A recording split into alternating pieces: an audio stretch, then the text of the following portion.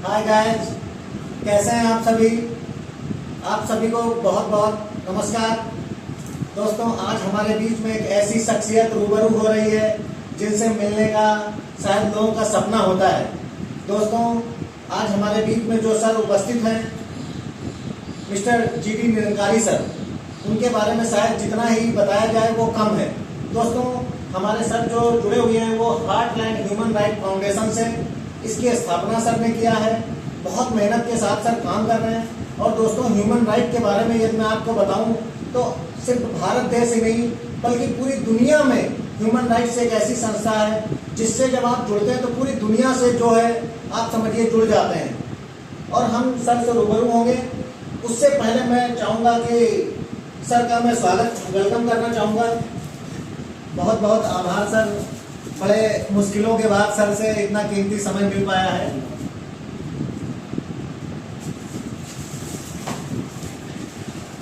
Sir, कुछ थोड़ा सा अपना परिचय अगर आप स्वयं दें तो ज़्यादा बेहतर रहेगा। मेरा परिचय, मैं गंगाधर निरंकारी, जीडी निरंकारी आप लोग पढ़ते हैं। मैं रहने वाला जौनपुर का हूँ, लेकिन फिलहाल 35 सालों से लखनऊ में रह रहा हूँ। जानकीपुर में मेरा आवास है और कृषि विभाग के सेवादार की सेवा से 2019 में सेवानिवृत्त हुआ हूँ। और अब ये सोशल संगठन, जो सामाजिक संगठन है हार्टलैंड ह्यूमन राइट फाउंडेशन, इसके जरिए हम लोगों से जुड़ने और जोड़ने का प्रयास करते हैं।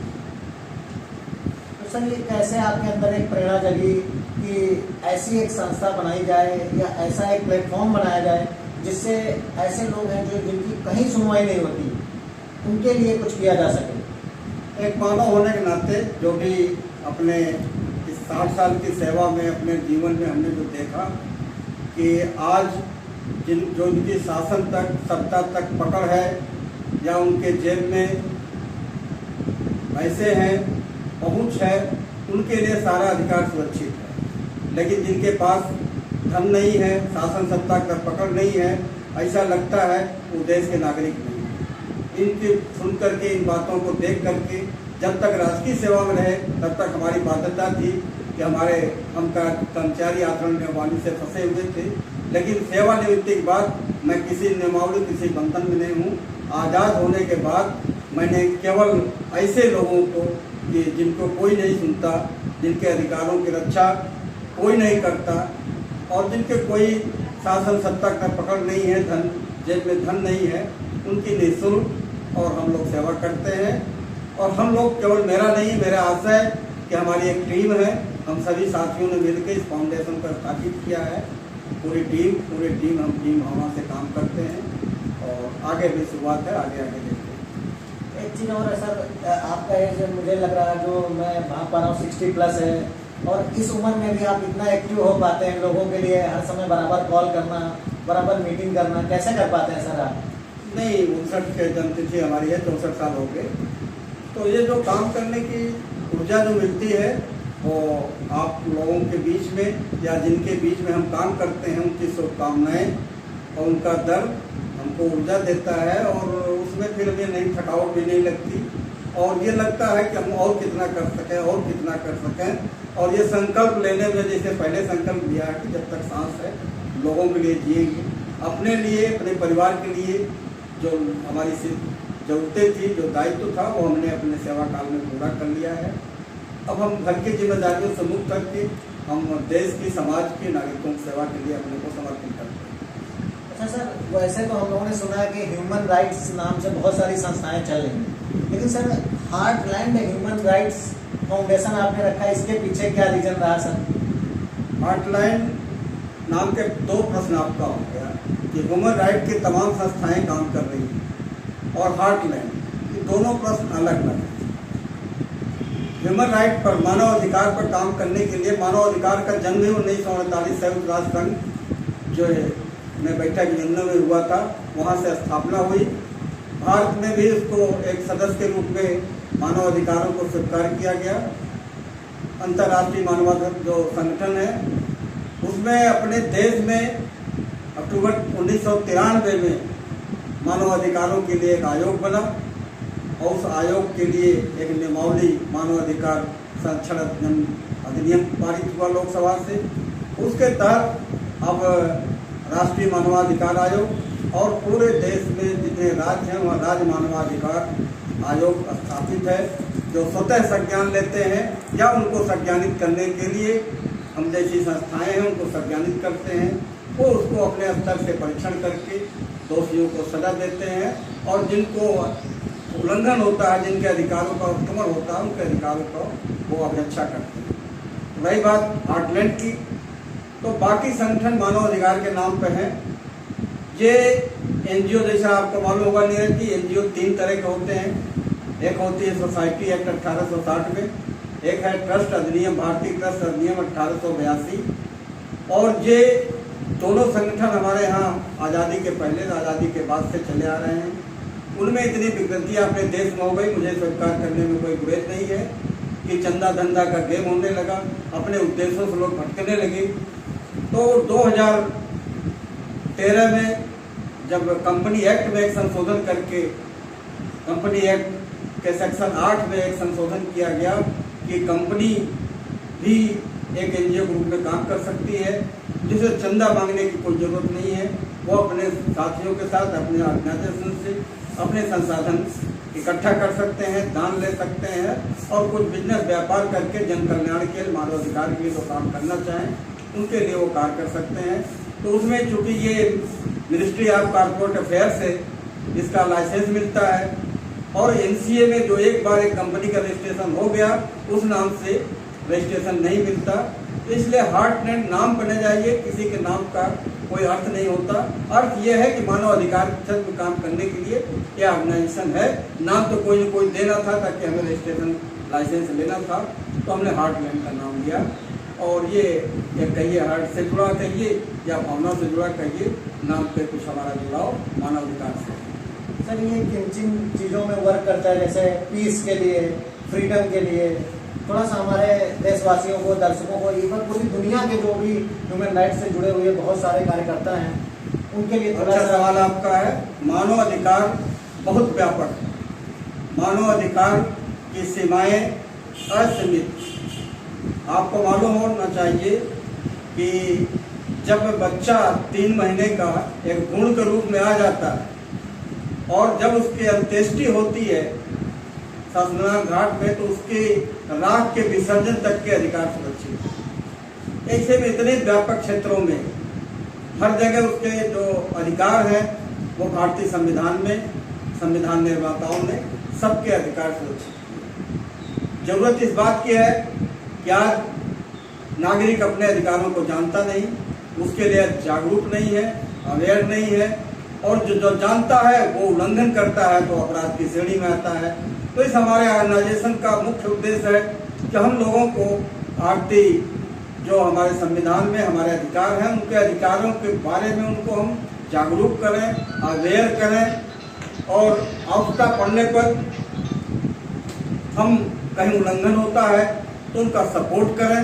अगर उन्होंने उल्लंघन के रूप में अपराध किया है तो जो एक न्यायिक प्रक्रिया के तहत उनको दंड मिलना चाहिए। उस समय हमें पुलिस मित्र के रूप में उनका सहयोग करके उनको दंडित भी करवाने का काम करते हैं। जहां एक तरफ हम उल्लंघन रोकते हैं वहीं हम अपराधियों को दंडित करवाने में भी सहयोग करते हैं। अच्छा सर, एक चीज़ और भी है, जैसे किसी की कहीं कोई सुनवाई नहीं होती है तो आप एक चीज़ के लिए फेमस है हमारे sir heartland human right foundation में, कि जब किसी की सुनवाई नहीं होती तो आप लेटर भी इशू कर देते हैं बाकायदा। तो सर क्या देखिए, ये इसमें आपको अतिशयोक्ति है, क्योंकि ये ऑर्गेनाइजेशन हमारा भी जनवरी हम लोगों ने संकल्प लिया मई में, और जुलाई में भारत सरकार ने हमको अधिकार पत्र दिया 26 जुलाई। तब से अब तक हमारा ऑर्गेनाइजेशन हम केवल अपनी टीम को संगठित कर रहे हैं, लेकिन जो भी हमारे टीम में जितने लोग हैं हम समर्पित हैं। अपने संसाधन अपनी क्षमता के अनुसार कोई भी समस्या लेके आता है तो अगर हम उसमें हमारे संसाधन हमारी क्षमता में है हम उनकी मदद करते हैं, अन्यथा उनको हम मार्गदर्शन करते हैं कि सही दिशा बताते हैं ताकि उसकी न जेब कटने पावे, उसको न्याय भी मिले, उसका अधिकार सुरक्षित रहे। इसके लिए हम समय के साथ समर्पित रहते हैं, उपस्थित हैं, समर्पित हैं।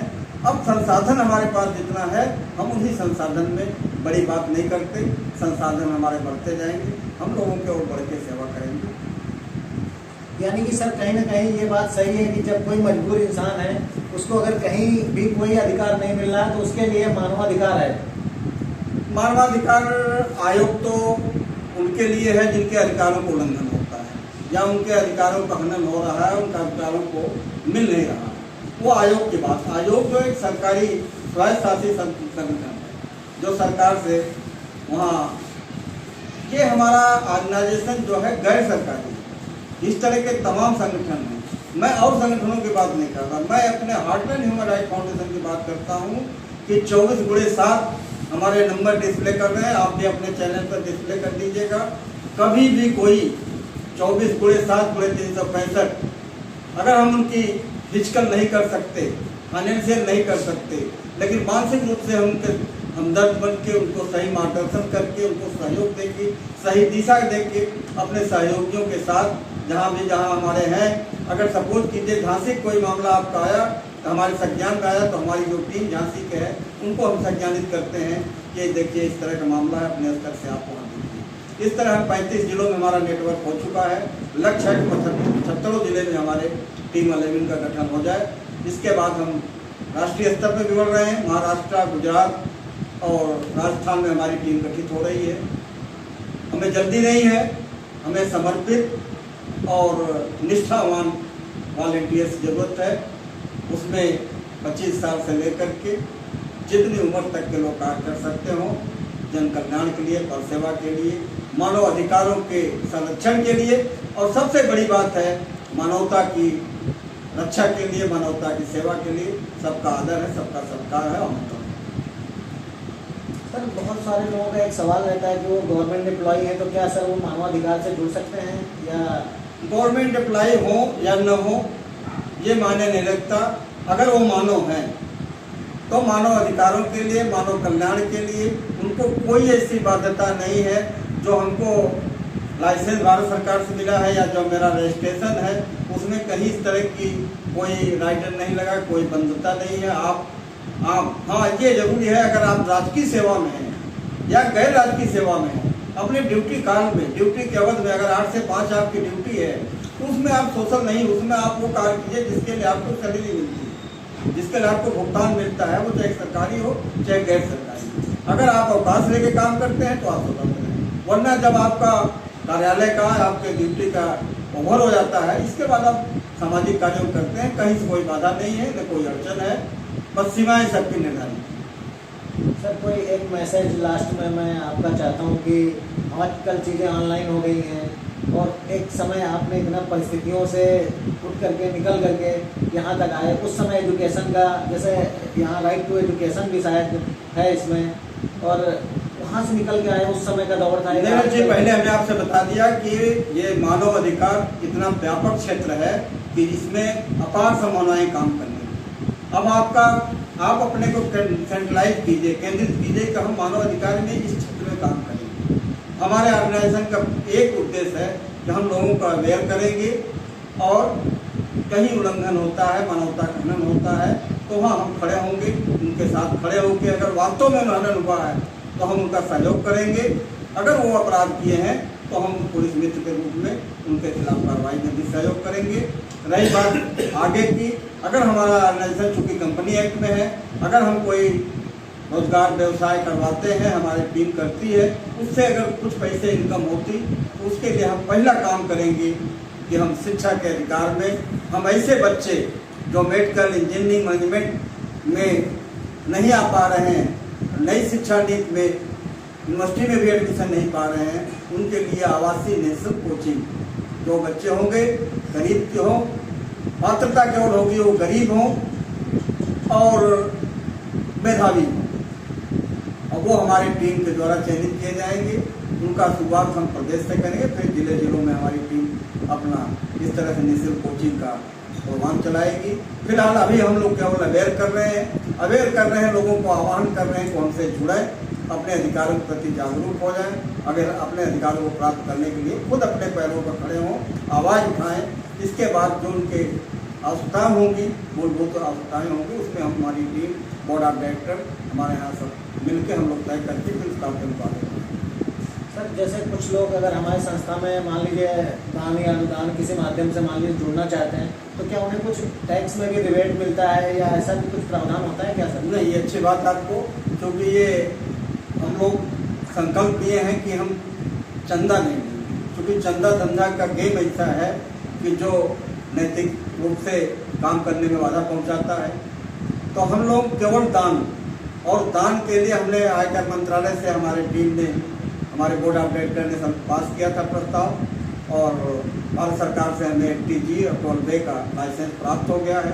कोई भी दानदाता अगर हमें दान देता है तो वो अपने आरटीआर में दाखिल करके 30% का रिबेट प्राप्त कर सकता है, और उसके लिए हम सादर आमंत्रित करते हैं आपके चैनल के माध्यम से कि कोई भी मानव अधिकार के संरक्षण के लिए, मानवता की सेवा के लिए खुल के अगर दान करता है तो हम चेक के माध्यम से दान प्राप्त करेंगे और उनको एक सर्टिफिकेट देंगे जिसको आयकर के अपने रिटर्न में दाखिल कर सकते हैं। बहुत बहुत धन्यवाद सर, आपने अपना बहुत समय से हमें समय दिया। बहुत बहुत आभार, बहुत बहुत धन्यवाद सर।